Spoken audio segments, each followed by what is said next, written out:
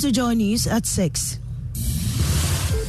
The news is live on Joy 99.7 and Hits 103.9 FM in Accra. In Kumasi on Love 99.5 FM and over 30 affiliates across Ghana's 16 regions, including A1 Radio Bolgatanga, Kekeli FM Ho in Keligi FM Boli, and Radio Max in Takrady. Get radio, TV and online content on the myjoyonline.com interactive app for Android and iOS devices. Coming up, in less than an hour, residents of Kumewu will exercise their franchise to elect a representative for Parliament in a crucial by-election. Probably the brand of the manufacturers of the drug, and that's exactly what I checked.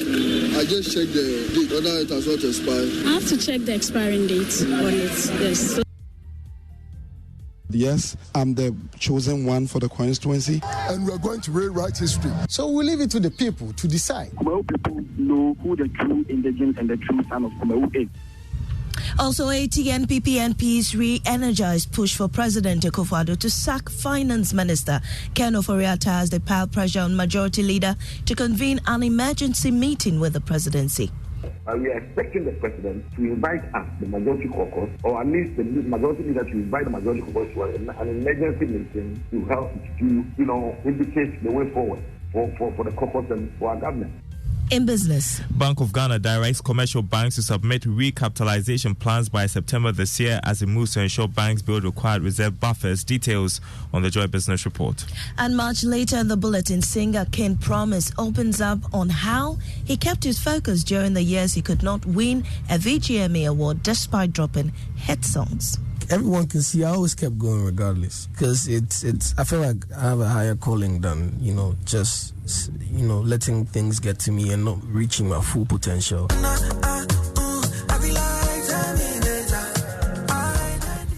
I am Amesi Nyamiche Thompson. Details shortly.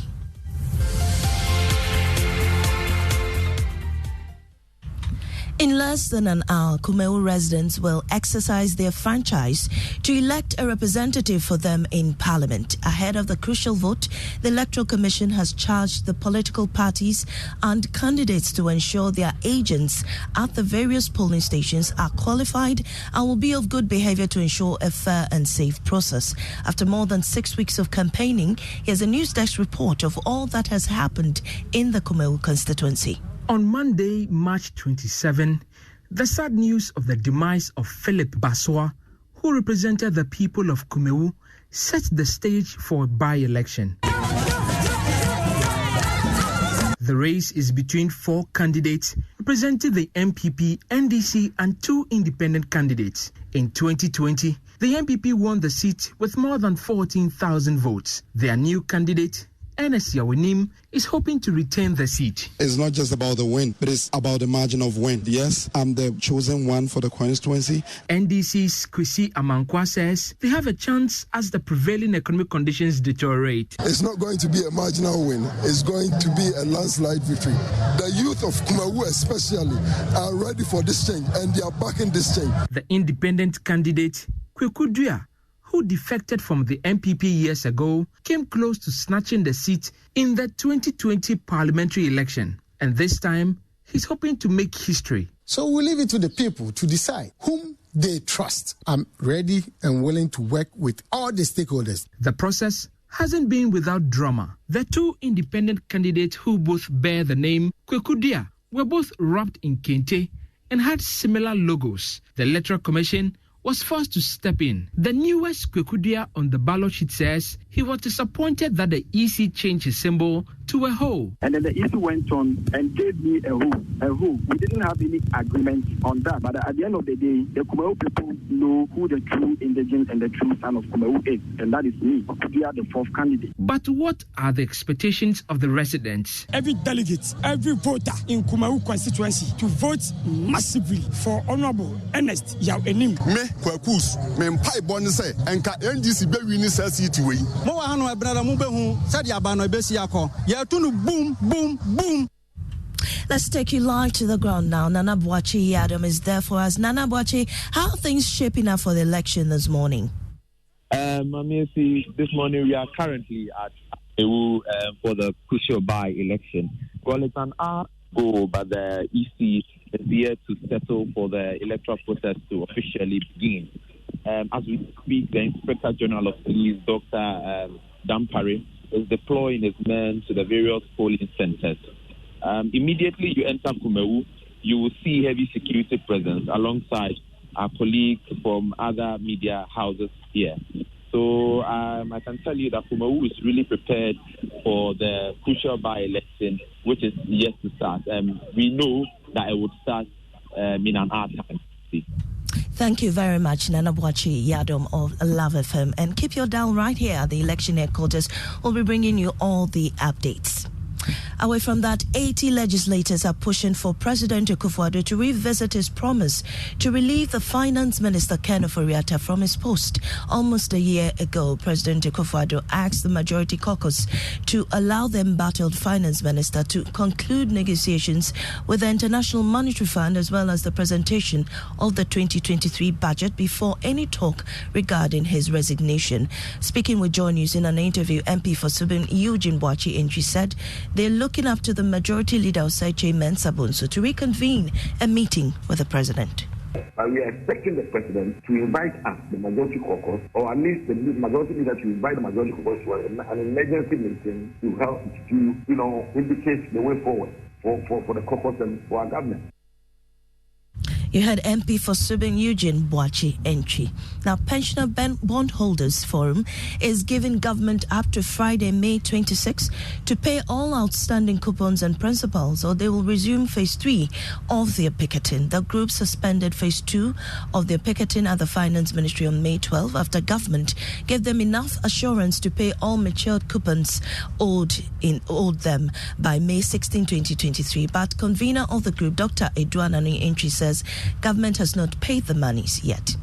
2 coupons were due on the 15th. We haven't heard anything about that. Another coupon is due today, and we haven't heard anything about that. And then the meeting that we asked to be convened for us to talk about the payment of the outstanding principals to the ministry never called that meeting. So we said by this week, Friday, if we haven't resolved this issue and they continue to be outstanding, then we will no longer be waiting.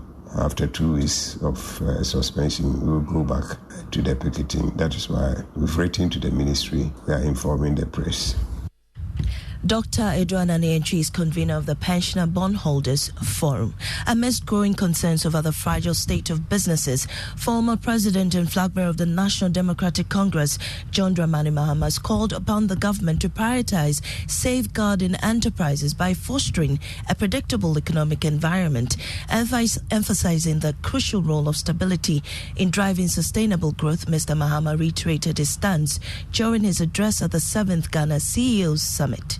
Legislation to cap how much government accumulates in debt will become necessary so that tomorrow another government doesn't come when we have achieved stability and goes on a borrowing spree and creates the same kind of problem that we have. So a conducive environment for the private sector is to have stability and predictability in the economic management, that the cedi is going to remain relatively stable. Even if it deteriorates, it will deteriorate at a gradual rate every year and either make investors fold up and go away, or some of them, move out to our neighboring countries. And despite picking up the Songwriter of the Year in 2019, singer King Promise went 2 years without winning another award at the VGMAs. This was despite multiple nominations and hit songs music lovers were dancing to. The singer told Andy Dusty on Daybreak Hits that he kept his focus even though it felt as if his hard work was not being recognized. No, like everyone can see, I always kept going regardless. Because I feel like I have a higher calling than, just, letting things get to me and not reaching my full potential, Because a lot of people listen to me and it brings joy into their lives, puts a smile on their faces, make them feel good, lifts them up when they're down. And that's like a higher calling, you understand? Like when I had in 2019 I won, and since then I hadn't won till this year. But the years where I hadn't won, I was still going hard, I just kept going, bro. Like I just kept dropping music, it's funny when those things happen. I just always come back with a smash. You know? Musician can promise they're bringing us to the end of this bulletin. In our headlines, in less than an hour, residents of Kumewu will exercise their franchise to elect a representative for parliament in a crucial by-election. Keep your dials right here. We'll be bringing you all the latest. Business is up next on the Super Morning Show.